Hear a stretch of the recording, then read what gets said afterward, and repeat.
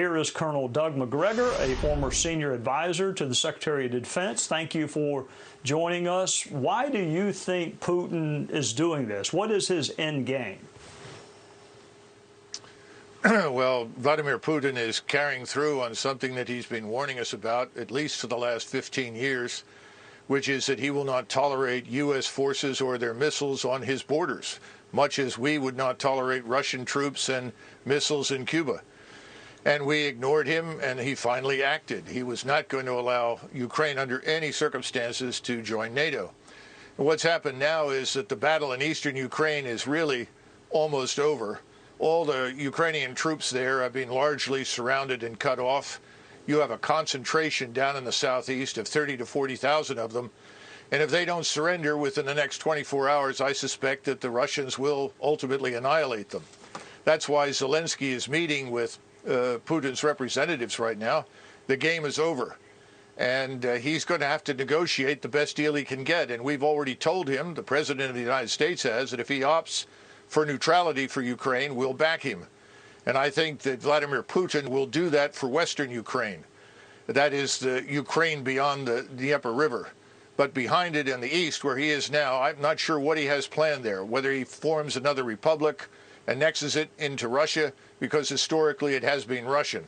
But the territory west of Ukraine is not. He knows that, and he's happy to live with that as a neutral state.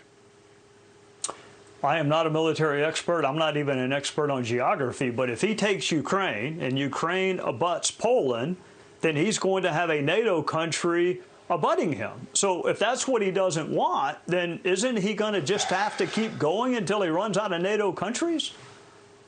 I guess I should say it again. He has no interest in crossing the Dnieper and heading west to the Polish border. I think you're going to find from these negotiations he's quite willing to neutralize that territory on the Austrian or the Finnish model. Right now, Russia already touches Estonia and part of Latvia. White Russia, of course, touches Lithuania. He's not interested in going to war with us, and he has an army that's too small for that purpose. And he knows it. His economy is smaller than that of South Korea's. So this is not something that he's looking for. We are imputing to him things that he does not want to do in our usual effort to demonize him and his country.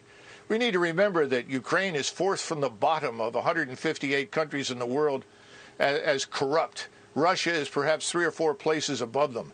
This is not the liberal democracy, the shining example that everyone says it is. Far from it. Mr. Zelensky has jailed journalists and his political opposition. I think we need to stay out of it. The American people think we should stay out of it. The Europeans think we should stay out of it. And we should stop shipping weapons and encouraging Ukrainians to die in what is a hopeless endeavor. So when you say stay out of it, you mean no sanctions, no military aid, just let Russia take the portion of Ukraine they want to take?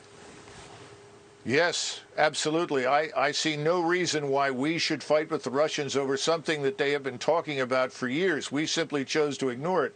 And more important, the population there is indistinguishable from their own.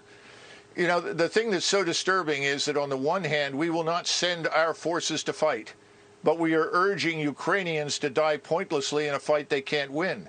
We're going to create a far worse humanitarian disaster than anything you've seen thus far if it doesn't stop. Thank you for joining us.